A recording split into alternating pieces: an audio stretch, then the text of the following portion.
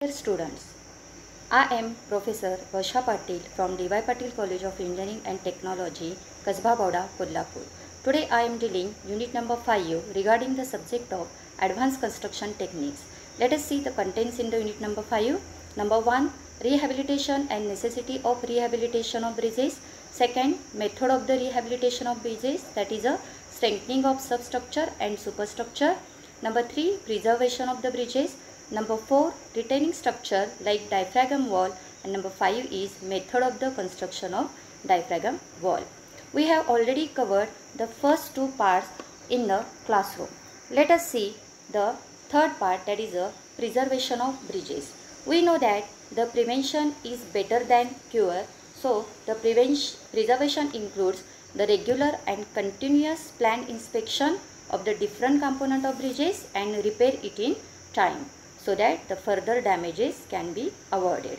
If anything is to be preserved in time, it will save the extra efforts and extra cost. But initial stage of the supervision must be followed by some of the remedies and prevention in a time. So the preservation includes the three parts, that is number 1, general cleaning maintenance, number 2, general repair maintenance, and number 3, project maintenance. So we will see one by one. Number 1, general cleaning maintenance. It consists of the three activities to be performed to extend the service life of the network. It includes cleaning debris from the joints and drain and washing the bearings. Number 2 is general repair maintenance. It consists of the such activities as painting the structural steel components, patching the spalls in the concrete components. What is the meaning of the spalling? Spalling is the result of water entering brick or the concrete, and spalling happens in the concrete because of the moisture in the concrete and replacing the handles, etc. Repair maintenance programs are determined from the inspection reports. Defects which cannot be included in the 1-year work plan, it can be considered again in the cyclic reviews.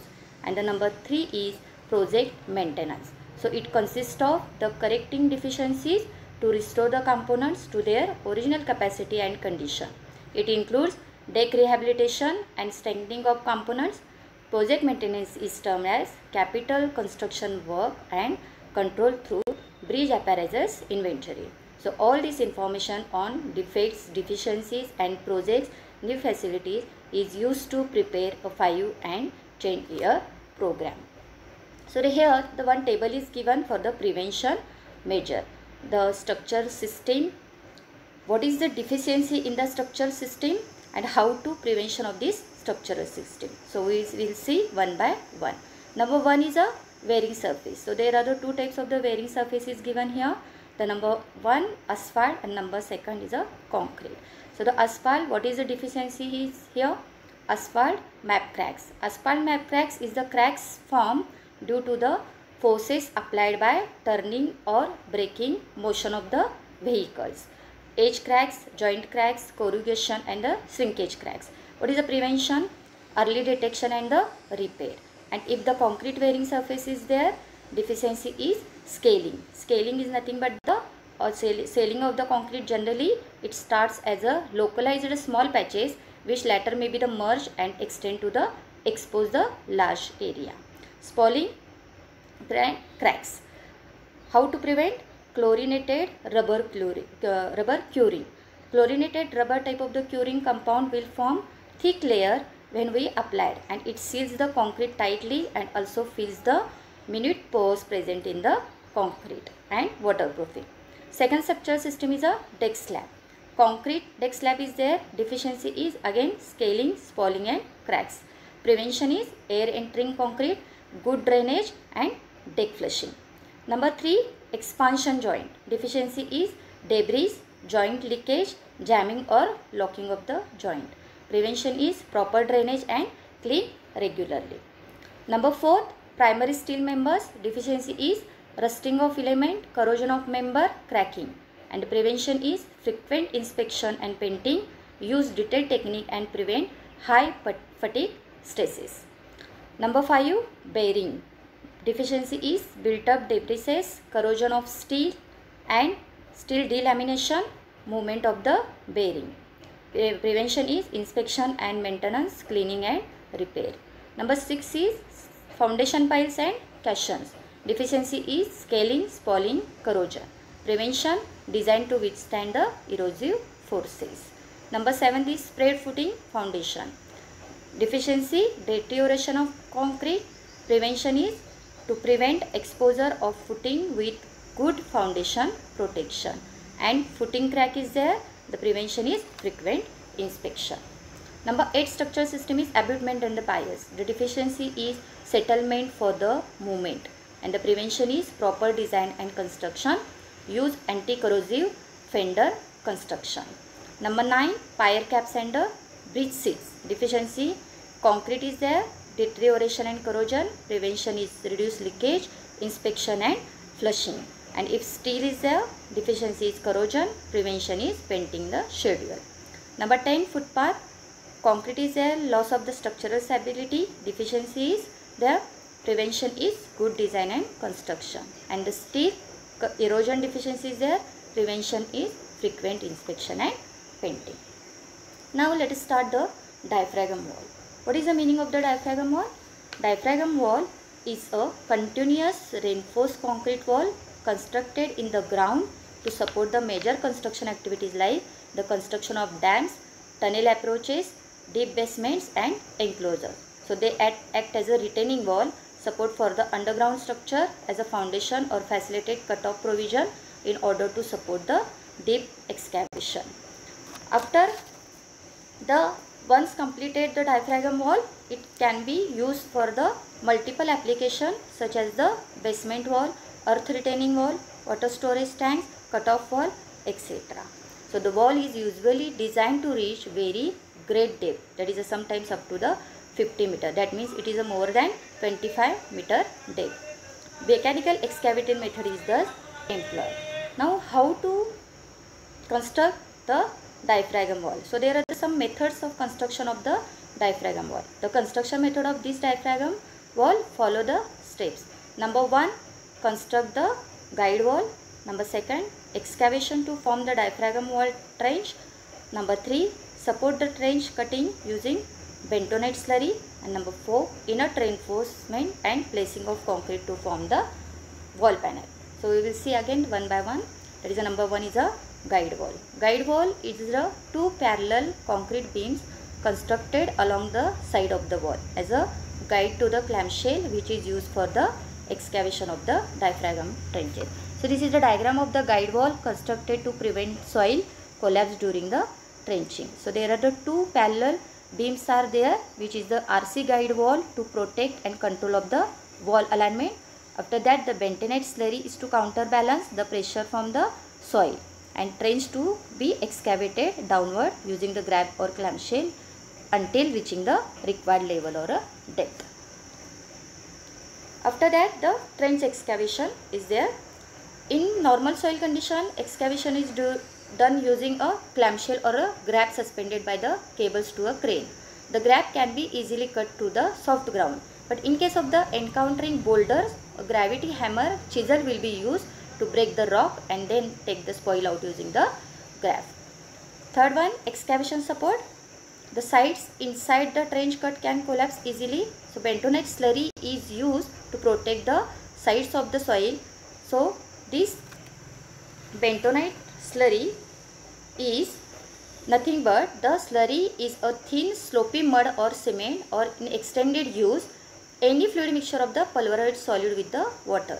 So the main use of the bentonite are of drilling, mud, binder, purifier, absorbent and as a groundwater barrier. So the bentonite is especially selected. The fine clay when added to water forms an impervious cake-like slurry with very large viscosity, and the slurry will produce a great lateral pressure sufficient enough to retain the vertical soil.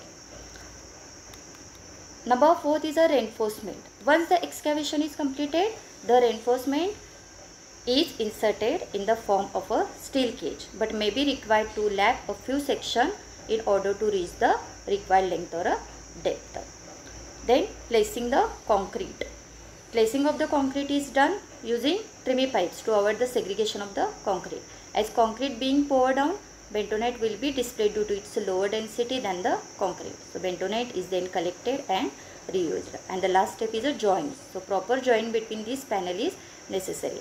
The most of used type of the joint is the expandable water stop joint. So this is the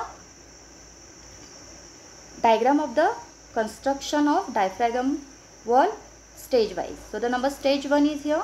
That is the excavation using the grab or the clamshell to form trench for the diaphragm wall panel, and the bentonite slurry is then filled inside the trench to stabilize the side of the cut. Stage number 2 is placing of the reinforcement cage or bars and the stop into the trench. And the number stage 3, placing of the concrete into the trench using trimmy pipe and take out the stop end at the same place. So this is the method of the construction of the diaphragm wall. Now what are the advantages and disadvantages of the diaphragm wall? Advantages: number 1, less noise and less vibration. Noise pollution is prevented because the noise and vibration produced by the crane is a minimum. Number 2, various shapes of the wall. There is no limit to design of the thickness of the wall. And number 3, applicable to any ground condition. There is a wide range of the construction application from slit to the rock. Disadvantages: number 1, high cost, comparatively more expensive than other methods.